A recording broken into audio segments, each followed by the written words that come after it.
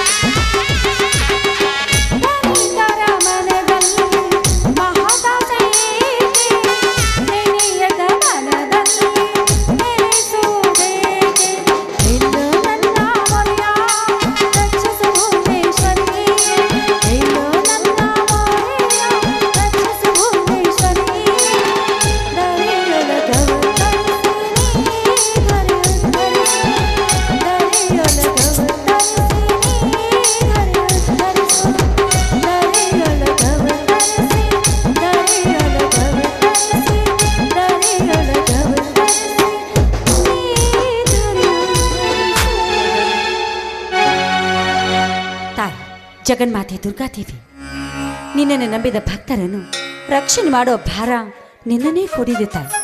ನನ್ನ ಹಿರಿಯ ಅಣ್ಣ ಒಬ್ಬ ಪದವೀಧರನಾದರೂ ಕೂಡ ಕೂಲಿ ನಾಲಿ ಮಾಡಿ ನಮ್ಮನ್ನು ತಂದೆ ತಾಯಿ ನೆನಪೇ ಬಾರದ ಹಾಗೆ ಜೋಪಾನ ಮಾಡ್ತಿದ್ದಾನೆ. ತನ್ನ ತಮ್ಮನಿಗೆ ಆದಷ್ಟು ಬೇಗ ಒಂದು ನೌಕರಿ ಸಿಗಲಿ ಅಂತ ನನ್ನನ್ನು ತುಂಬಾ ಕನಸು ಕಾಣುತ್ತಿದ್ದಾನೆ. ಆದಷ್ಟು ಬೇಗ ನನ್ನ ಕನಸನ್ನು ನನಸು ಮಾಡೋ ಭಾರ ನಿನ್ನನ್ನೇ ಕೊಡಿದೆ ತಾಯಿ, ನಿನ್ನನ್ನೇ ಕೊಡಿದೆ.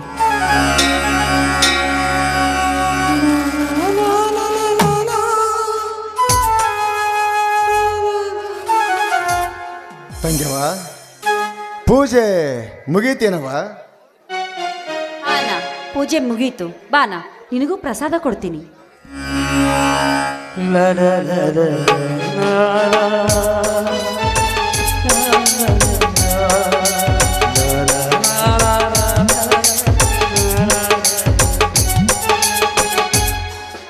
ತಂಗ್ಯವ, ಇಷ್ಟೊಂದು ಭಕ್ತಿ ಭಾವದಿಂದ ಭಾವ ಪರುಷಳಾಗಿ ಭಕ್ತಿ ಪೂಜೆ ಮಾಡಿದರೆ ಕಣ್ತೆರೆದು ಕರುಣೆ ತೋರು ನಿನ್ನ ಮಾಯಿನಿ ದೇವರು ಇಲ್ಲವಾ?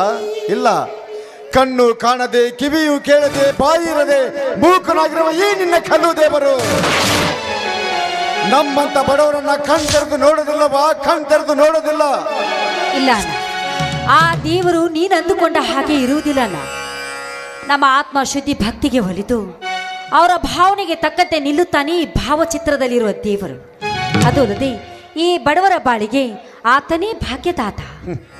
ಈ ನಿನ್ನ ದೇವರು ಬಡತನದಲ್ಲಿ ಬೆಂದು ನೊಂದು ಹೋಗಿರುವ ನಮ್ಮಂತ ಬಡವರಿಗೆ ಭಾಗ್ಯದಾತನಾಗ್ತಾನೆ ನವ. ಇಲ್ಲವಾ? ಇಲ್ಲ. ಆ ಕುತಂತ್ರ ರುದ್ರೇಗೌಡನಿಗೆ ಬಲಿಯಾಗಿ ಸತ್ತು ಹೋದ್ರು ನನ್ನ ತಂದೆ ತಾಯಿಯಂದಿರು. ಇದು ಅಲ್ಲದೆ ಇದ್ದ ಆಸ್ತಿ ಎಲ್ಲ ತನ್ನಂತೆ ಮಾಡಿಕೊಂಡ ರುದ್ರೇಗೌಡ. ಆದ್ರೆ ನಾವಿಂದು ಅನಾಥರಾಗಿ ಬಡತನದ ಬೇಗುದಿಯಲ್ಲಿ ದಿನ ಕಳಿಬೇಕಾಗಿದೆ. ಅಂದಾಗ ನಮ್ಮಂತ ಪಾಲಿಗೆ ಎಲ್ಲಿ ತಾನವಾ ನಿನ್ನ ದೇವರು? ಹಾಗೆಲ್ಲ ಅನ್ಬೇಡ ಅಣ್ಣ. ಆಪತ್ತಿನ ಕಾಲದಲ್ಲಿ ದೇವರನ್ನು ನಿಂದಿಸಿ ಸಂಪತ್ತಿನ ಕಾಲದಲ್ಲಿ ದೇವರನ್ನು ಹೊಗಳುವುದು ಮನುಷ್ಯರ ಲಕ್ಷಣವಲ್ಲ ಅಣ್ಣ. ಯಾಕಂದ್ರೆ ಬಡತನವಿರಲಿ ಸಿರಿತನವಿರಲಿ ಪಾಲಿಗೆ ಬಂದದ್ದು ಪಂಚಾಮೃತ. ಅದು ಅಲ್ಲದೆ ಆ ಭಗವಂತನ ದಯ ಬಂದಿದ್ರಿ ಎಷ್ಟೇ ಬಡತನವಿದ್ರೂ ಕೂಡ ಆ ದೇವರು ಬಯಲು ಮಾಡ್ತಾನೆ ಅಣ್ಣ. ನೀನೇನು ಯೋಚನೆ ಮಾಡಬೇಡ ಅಣ್ಣ. ತಂಗೆ ಬಾ, ನಿನ್ನ ಒಂದೊಂದು ಮಾತುಗಳು ನನ್ನ ತಾಯಿಯ ನುಡಿ ಮತ್ತು ಇದ್ದಂಗ. ವಯಸ್ಸಿಗೆ ಬಂದಿರುವ ನಿನಗೊಂದು ಒಳ್ಳೆಯ ವರ ನೋಡಿ ಮದುವೆ ಮಾಡಿಕೊಟ್ರೆ ಸತ್ತು ಹೋದ ನನ್ನ ತಂದೆ ತಾಯಿ ಆತ್ಮಕ್ಕೆ ಚಿರ ಶಾಂತಿ ಸಿಗುತ್ತದೆ. ಶಾಂತಿ ಸಿಗುತ್ತದೆ. ಏನನ್ನ ನೀನು ತಂದೆ ತಾಯಿ ಆತ್ಮಕ್ಕೆ ಶಾಂತಿ ಕೊಡಿಸುವ ಸಲುವಾಗಿ ಆದಷ್ಟು ಬೇಗ ನನಗೆ ಮದುವೆ ಮಾಡಿ ಪತಿ ಮನೆಗೆ ಸತಿಯನಾಗಿ ಕಳಿಸಿಕೊಡ್ಬೇಕಂತ ನಿರ್ಧಾರ ಮಾಡಿದ್ದೀಯಾ? ಯಾಕನ್ನ ಇಷ್ಟು ಬೇಗ ನಾನು ನಿನಗೆ ಭಾರವಾಗಿ ಹೋದ್ನೇನು? ಹೋಗೋಣ ನನಗೆ.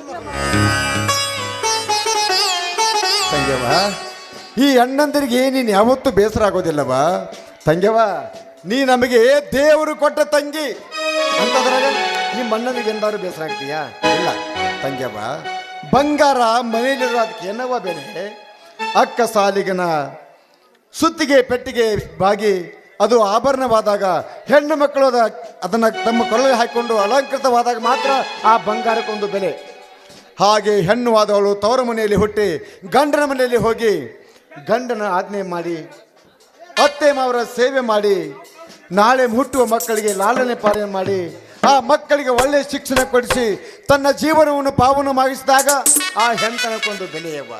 ತಂಗೆವ, ನಾನೆಷ್ಟೇ ಬಡವನಾಗಿದ್ದರೂ ಸರಿ ನಿನಗೆ ಒಳ್ಳೆಯ ವರ ನೋಡಿ ಮದುವೆ ಮಾಡುವ ಜವಾಬ್ದಾರಿ ನನಗಿರಲಿವ, ನನಗಿರಲಿ. ಈ ನಿನ್ನ ಛಲ ಜವಾಬ್ದಾರಿಯನ್ನು ನೋಡಿ ನನಗೆ ವ್ಯಥೆ ಆಗ್ತಾ ಇದೆಯಣ್ಣ. ಯಾಕಂದ್ರೆ ಅಣ್ಣನ ಓದಿನ ಸಲುವಾಗಿ ಈಗಾಗಲೇ ಸಾಕಷ್ಟು ಸಾಲ ಮಾಡಿಕೊಂಡಿದ್ದೀಯ.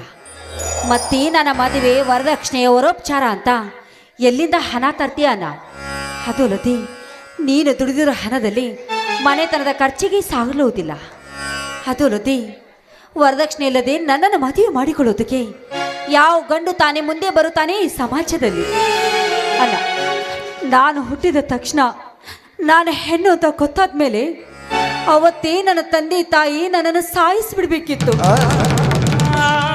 ಅವಾಗ್ಲಾದ್ರೂ ಈ ನನ್ನ ಜೀವನ ಪಾವನವಾಗುತ್ತಿತ್ತನ್ನ. ಅಣ್ಣ, ನಾನು ಹುಟ್ಟಿ ನಿನಗೆ ಕಷ್ಟ ತಂದ್ಬಿಟ್ಟೆ ಅಣ್ಣ, ಕಷ್ಟ ತಂದ್ಬಿಟ್ಟೆ. ಕಣ್ಣೀರು ಹಾಕ್ಬೇಡವಾ, ಕಣ್ಣೀರು ಹಾಕ್ಬೇಡ. ಹೆಣ್ಣು ಕಣ್ಣೀರು ಹಾಕಿದ್ರೆ ಈ ಮನೆಗೆ ಒಳ್ಳೆಯದಾಗೋದಿಲ್ಲವಾ? ಯಾಕಂದ್ರೆ ಹೆಣ್ಣು ಕಣ್ಣೀರು ಹಾಕಿದಷ್ಟು ನಮ್ಮ ಮನೆಗೆ ಬಡತನ ಹೆಚ್ಚಾಗುತ್ತದೆ ಹೊರತು ಕಡಿಮೆ ಆಗೋದಿಲ್ಲವಾ? ಬಡತನ ಬಂದೈತಿ ಅಂತ ಸುಮ್ಮನೆ ಕುಳಿತರ ಸಮಯ ಮುಂದೆ ಹೋಗ್ತದೆ ಹೊರತು ಬರಲೇ ಬರೋದಿಲ್ಲವಾ? ಹಿರಿಯರೊಂದು ಮಾತು ಹೇಳ್ತಾರೆ, ದುಡಿಯುವನನ್ನ ಕಂಡ್ರೆ ಬಡತನ ಅನ್ನೋದು ಓಡಿ ಹೋಗ್ತದೆ ಅಂತ. ಹಂಗ ಈ ಜೀವನ ಅನ್ನೋದು ಒಂದು ಸಾಗರ ಇದ್ದಂಗ. ಈ ಜೀವನ ಎಂಬ ಸಾಗರದಾಗ ಏನಿ ಹಚ್ಚಿ ಏರಿದವನೇ ಶ್ರೀಮಂತ, ಏರಿದವನೇ ಬಡವ. ಅದಕ್ಕಾಗಿ ಬಲ್ಲವರೊಂದು ಮಾತು ಹೇಳ್ತಾರೆ, ಈ ಬಡತನ ಎನ್ನುವುದೊಂದು ಸಾಗರ. ಆ ಸಾಗರವನ್ನು ದಾಟಿ ಮುಕ್ತಿ ಸೇರಿದಾಗಲೇ ನಮಗೆ ಮುಕ್ತಿ ಅಂತ ಹೇಳ್ತಾರೆ. ಈ ಬಡತನದ ಬಗ್ಗೆ ಭಾಷಣ ಬಿಗಿಯುತ್ತಾ ಹಾಗೆ ನಿಂತುಬಿಟ್ಟಿವಿ ಅಣ್ಣ. ಇವತ್ತು ದೀಪಾವಳಿ ಹಬ್ಬ, ಅದಕ್ಕೆ ಸಾಯಂಕಾಲ ಬೇಗ ಕೆಲಸ ಮುಗಿಸ್ಕೊಂಡು ಮನೆಗೆ ಬಾ. ಆ ಲಕ್ಷ್ಮೀ ದೇವಿ ಪೂಜೆ ಮಾಡ್ಬೇಕಲ್ಲ? ಯಾಕಣ್ಣ? ಇಲ್ಲ ಇಲ್ಲ, ಆ ಲಕ್ಷ್ಮೀ ಪೂಜೆ ನಮ್ಮ ಮನೆ ನಡೆ ಕೊಡ್ದವ, ನಡೆ ಕೊಡ್ದು. ಯಾಕಣ್ಣ? ಎಲ್ಲರೂ ಸಂತೋಷವಾಗಿ ಹೊಸ ಬಟ್ಟೆ ಹಾಕಿಕೊಂಡು ಲಕ್ಷ್ಮೀ ದೇವಿ ಪೂಜೆ ಮಾಡಿ ಸಂತೋಷವಾಗಿ ಪಟಾಕಿ ಸದ್ದಿನಲ್ಲಿ ನಕ್ಕು ನಲಿಯುತ್ತಾರೆ. ಆದ್ರೆ ನಮಗೆ ಆ ಅದೃಷ್ಟ ಇಲ್ಲ ಅಂತ ನಾವು ಸುಮ್ಮನೆ ನಿಂತು ಬಿಡಬೇಕಾ? ಹೇಳಲ್ಲ, ಲಕ್ಷ್ಮೀ ಪೂಜೆ ಎಂದ ತಕ್ಷಣ ಯಾಕೆ ಯಾಕೆ ರೀತಿ ಅಗೌರವದ ಮಾತನಾಡ್ತಿರುವೆ ಹೇಳಣ್ಣ. ಇದು ಅಗೌರವದ ಮಾತಲ್ಲ ತಂಗಿ, ಮನಕ್ಕೆ ನೋವಾದ ಮಾತು. ಇದೇ ದೀಪಾವಳಿ ದಿನದಂದೇ ನೀನು ಹುಟ್ಟಿದ್ದೆ. ನೀನು ಹುಟ್ಟಿದ 2 ವರ್ಷಕ್ಕೆ ಆ ರುದ್ರೇಗೌಡನ ಕುತಂತ್ರಕ್ಕೆ ಬಲಿಯಾಗಿ ಇದೇ ದೀಪಾವಳಿ ದಿನದಂದೇ ನನ್ನ ತಂದೆ ತಾಯಿಗಳು ಸತ್ತು ಹೋದರು. ಅದಕ್ಕಾಗಿ ದೀಪಾವಳಿಯ ಪೂಜೆ ಎಂದರೆ ಸತ್ತು ಹೋದ ನನ್ನ ತಂದೆ ತಾಯಿ ನೆನಪು ನನಗೆ ಬರುತ್ತದೆ. ಅಣ್ಣ, ನಡೆದು ಹೋದ ಘಟನೆಯನ್ನು ಯಾಕನ ಮೆಲುಕು ಹಾಕವೆ? ಅವ್ರ ವಿಧಿ ಲಿಖಿತ ಅಷ್ಟೇ ಇತ್ತು, ಅದು ನಡೆದು ಹೋಯ್ತು. ಅದನ್ನ ದೀಪಾವಳಿ ಹಬ್ಬದ ಮೇಲೆ ಯಾಕನ್ನ ಹಾಕವೆ? ಅವರು ಕೊನೆ ಉಸಿರು ಎಳೆಯೋದಕ್ಕೂ ದೀಪಾವಳಿ ಹಬ್ಬ ಇರುವುದಕ್ಕೂ ಯಾವುದಕ್ಕೂ ಒಂದಕ್ಕೊಂದು ಸಂಬಂಧವಿಲ್ಲ ಅಣ್ಣ. ಅದಲ್ಲದೆ ಆ ದೇವರಿಗೆ ಹಾಗೆಲ್ಲ ನಿಂದಿಸಿ ಮಾತನಾಡಬಾರ್ದಣ್ಣ. ತಂಗ್ಯವ್ವ, ಸತ್ತು ಹೋದ ನನ್ನ ತಂದೆಯ ತಾಯಿಯ ನೆನಪಂದ್ರೆ ನನ್ನಲ್ಲಿ ಸೇಡಿನ ಕಿಡಿ ಪುಟಿದೇಳುತ್ತದೆ. ನಮ್ಮ ವಂಶಕ್ಕೆ ಬಿಡದೆ ಕಾಡುತ್ತಿರುವ ರುದ್ರೇಗೌಡನ ಚಂಡಾಡಬೇಕು ಅಂತ ನನ್ನ ತೋಳಲ್ಲಿ ರಜ್ಜಿದ್ದಾರೆ. ಸತ್ತು ಹೋಗುವಾಗ ನನ್ನ ತಾಯಿ ನನ್ನಿಂದ ವಚನ ತೆಗೆದುಕೊಂಡಳು. ನೋಡಪ್ಪ, ಯಾವುದೇ ಕಾರಣಕ್ಕೂ ನೀನು ಕೊಲೆಗಾರನಾಗಬಾರ್ದು. ನಿನ್ನ ಬೆನ್ನ ಹಿಂದೆ ಬಂದಿರೋ ನಿನ್ನ ತಂಗಿ ತಮ್ಮನನ್ನ ಚೆನ್ನಾಗಿ ಸಾಕು, ಅವರಿಗೆ ಒಳ್ಳೆಯ ವಿದ್ಯಾಭ್ಯಾಸ ಕೊಡಿಸು ಅಂತ ನನ್ನಿಂದ ವಚನ ತೆಗೆದುಕೊಂಡಳು. ಅದಕ್ಕಾಗಿ ಸುಮ್ಮನೆ ಇದ್ದೀನಿ. ಇಲ್ಲ ಅಂದ್ರೆ ಆ ರುದ್ರೇಗೌಡನನ್ನ ಅಣ್ಣ, ಸಣ್ಣನ ಈ ಕಡೆನೆ ಬರ್ತಾ ಇದ್ದಾನೆ, ಸುಮ್ಮನೆ ಇತ್ತು. ನೋಡವ, ಏನೋ ವಿಚಾರದಾಗ ತಂಗ್ಯವ, ಇವತ್ತು ನಿನ್ನ ಹುಟ್ಟು ಹಬ್ಬ, ಅದನ್ನೇ ಮರೆತು ಬಿಟ್ಟಿದ್ದೀನಿ. ನೋಡವ, ಇಲ್ಲಿ ನಡೆದ ವಿಷಯ ನನ್ನ ತಮ್ಮನಿಗೆ ಯಾವತ್ತೂ ಹೇಳ್ಕೊಡ್ದು. ಯಾಕಂದ್ರೆ ಮೊದಲೇ ನನ್ನ ತಮ್ಮ ಕೋಪಿಷ್ಟ. ಸಿಟ್ಟಿನ ಬರ್ದಾಗ ಏನಾದ್ರೂ ಅನರ್ಥ ಮಾಡ್ಕೊಂಡ್ಬಿಟ್ಟಾನು. ಹೇಳ್ಕೊಡವ.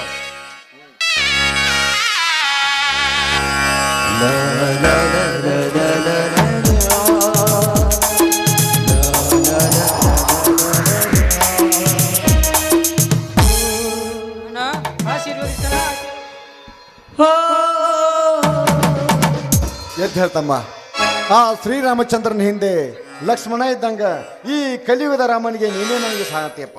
ಆಗಲೇನ? ಕೆಲ ವರ್ಗದ ಜನರು ಮೇಲ್ವರ್ಗದ ಜನರಿಗೆ ತುಳಿಕಕ್ಕೆ ಒಳಗಾಗುತ್ತಿದ್ದಾರೆ. ರಾಜಕೀಯ ಪುಡಾರಿಗಳು ಪುಂಡಾಟಿಕೆ ನಡೆಸುತ್ತಿದ್ದಾರೆ. ಹರಕಿಯ ವಿಷ ಜಂತುಗಳು ನಮ್ಮ ರೈತರು ತಿನ್ನುವ ಅನ್ನದಲ್ಲಿ ವಿಷ ಬೆರೆಸುತ್ತಿದ್ದಾರನ್ನ ವಿಷ ಬೆರೆಸುತ್ತಾರೆ.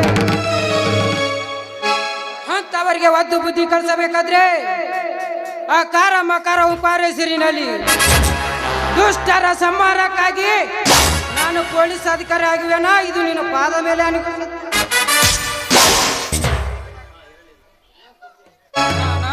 ತಂಗಿ, ನೀನು ಏನೋ ಯೋಚನೆ ಮಾಡ್ತಾ ನಿಂತಿರುವಲ್ಲ? ಏನೂ ಯೋಚನೆ ಇಲ್ಲಪ್ಪ. ನೋಡಪ್ಪ, ಇವತ್ತು ನಿನ್ನ ತಂಗಿಯ ಹುಟ್ಟು ಹಬ್ಬ, ಅದಕ್ಕಾಗಿ ನೀನು ಇನ್ನೂ ಬಂದಿಲ್ಲ ಅಂತ ಯೋಚನೆ ಮಾಡ್ತಾ ಇದ್ದೀವಿ ಅಷ್ಟೇ. ಹೌದಣ್ಣ, ನಿನ್ನೆ ದಿನ ನನಗೆ ಗೊತ್ತಿತ್ತು ಇವತ್ತು ನನ್ನ ತಂಗಿ ಹುಟ್ಟಬ್ಬ ಎಂದು. ನೀನು ಕೊಟ್ಟ ಸ್ವಲ್ಪ ಹಣದ ಉಳಿಸಿಕೊಂಡು ಸೀರೆಯನ್ನು ತಂದಿದೆ. ಅಮ್ಮ ತಂಗಿ, ತೆಗೆದುಕೊಂಬ. ಕೊಡಲ್ಲ, ನೀನೇನೇ ಕೊಟ್ಟರು ಕೂಡ ಅದು ನನಗೆ ಬಂಗಾರ ಇದ್ದಂತೆ ಅಣ್ಣ, ಬಂಗಾರ ಇದ್ದಂತೆ. ಅಣ್ಣ, ಕೇಕು ತಗೊಂಡ್ಬಂದ್ಯಾ? ಶಾನೆ ಬಾಳೈತ್ ನಮ್ಮನ್ನ. ತಂಗ್ಯವ್ವ, ನೀನು ಕೊಟ್ಟೆನು ಕೇಕಿಗೆ ರೊಕ್ಕ? ಇದು ಶಾನೆ ಆಯ್ತು ನಮ್ಮ. ನಾನೆಲ್ಲಿಂದ ಕೊಳ್ಳೆ ದುಡ್ಡನ್ನ ತೆಗೆದುಕೊಂಡು ಬಂದಾನೆ.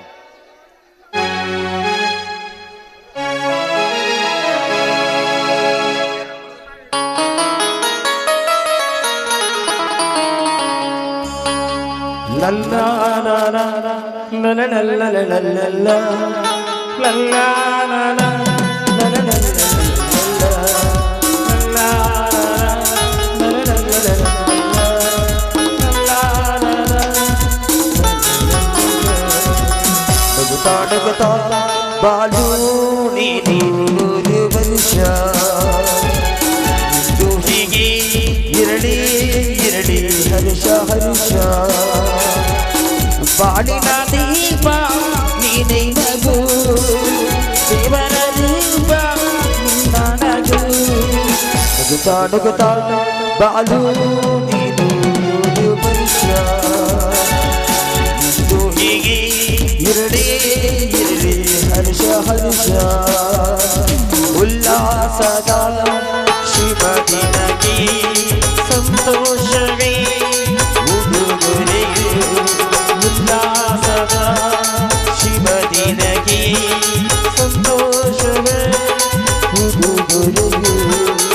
ನಗುತ್ತಾ ನಗುತ್ತಾ ಬಾಳು ನೀನು ವರ್ಷ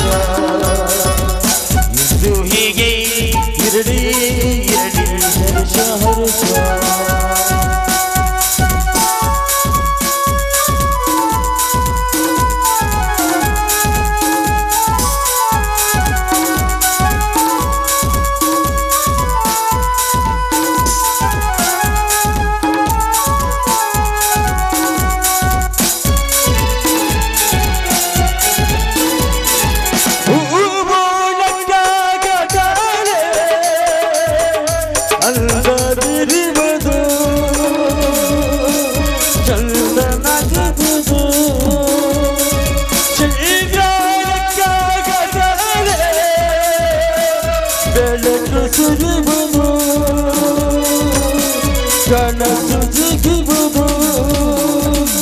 ಸೂರ್ಯನಾದೋ ಚಂದ್ರನಾದ ಬಾಣನಗಳಂತೆ ತೂಗುತ್ತೈದು ಚಂದ್ರನಿಗೂ ಇಂಧನಗಳಂತೆ ದೇವರು ಬಂದ ಸೃಷ್ಟಿಯ ಇಂಧನಗಳಂತೆ ನಗುತ್ತಾ ನಗುತ್ತಾ ಬಾಳು ನೀನು ನೂರು ವರ್ಷ ಎಂದು ಹೀಗೆ ಇರಲಿ ಇರಲಿ ಹರ್ಷ ಹರ್ಷ ಉಲ್ಲಾಸದ ಶಿವನಿನ ಜೈ ಸಂತೋಷವೇ ಉಡುಗೊರೆಯು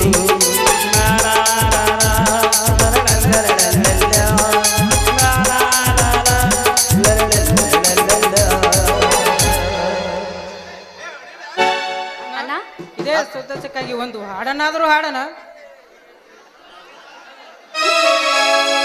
ಹಾ ತಂಗಿ ಅಣ್ಣ ನನ್ ಇದು ಹಾಡ ಅಲ್ಲ ಹಂಗಾದ್ರ ಬಾ ಅಲ್ಲವ ಇದು. ಮತ್ತೇನಿದು ಇಷ್ಟೊತ್ತು ನೀನು ಹುಟ್ಟುಹಬ್ಬ ಸಲುವಾಗಿ ನಾವು ಹಾಡಿದೀವಿ.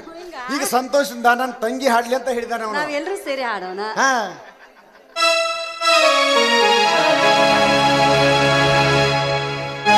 ನನ್ನ ಬಂಗಾರದಂತ ತಂಗಿ ಬಾಳಲ್ಲವೋ ನನಗೆ ಹಾಡಾಗದಿ ಸುಖ ಸಂತೋಷ ತುಂಬಿ ಮನ ನಲಿದಾಡದಿ ಬಾಳು ಹಾಯಾಗದಿ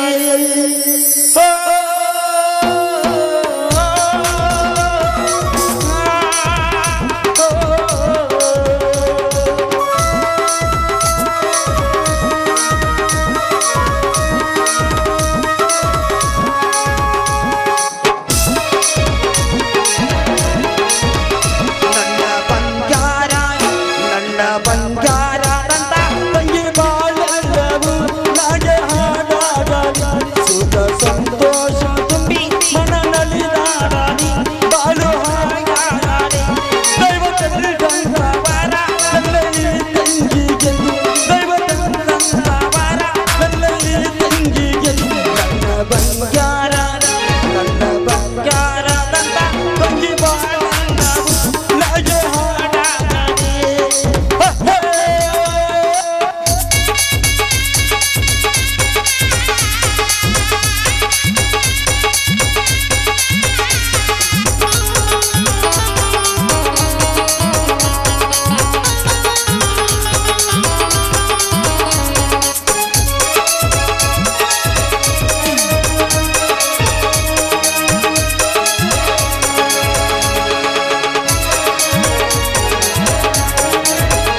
ಎಣ್ಣೆ ಹಚ್ಚಿ ನೀರು ಹಾಕಿ ರೇಷ್ಮೆ ಸೀರೆ ಉಡಿಸಿ ನಾನು ನಲಿವೆ ಕುಂಕುಮ ಹಚ್ಚಿ ಅಕ್ಷರ ಹಾಕಿ ಹೂವ ಮುಡಿಸಿ ನಿನಗೆ ಮೈಯ ಮರೆವೆ ತಂಗಿ ನಿಲ್ಲಲು ಸರಿ ಕನ್ನಡ ಪಂಚದೆ ಒಳಗಿಸಿವೆ ಕಟ್ಟದೆ ಕುಳಿತು ತೋಳಾಡಿ ಗಾಡಿ ಬೀಸಿವೆ ನಾ ಗಾಡಿ ಬೀಸಿವೆ ನನ್ನ ಬಂಗಾರದಂತ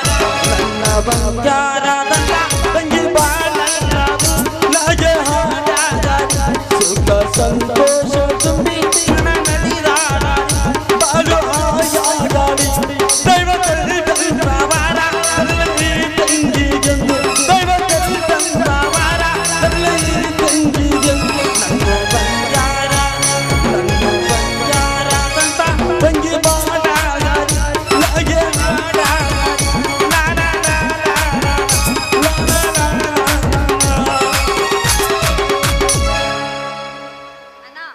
ಬನ್ನಿ ಸಿಹಿ ಅಡಿಗೆ ಮಾಡ್ತೀನಿ, ಊಟ ಮಾಡೋರಂತೆ. ಆಯ್ತು ನಡಿಯಮ್ಮ. ನಿಂಗೆ ಭಾಳ ಹಸಿವು ಆಗೈತೆ, ನನಗೆ ಗೊತ್ತಾಗೈತೆ. ನಡಿ ಬಾ.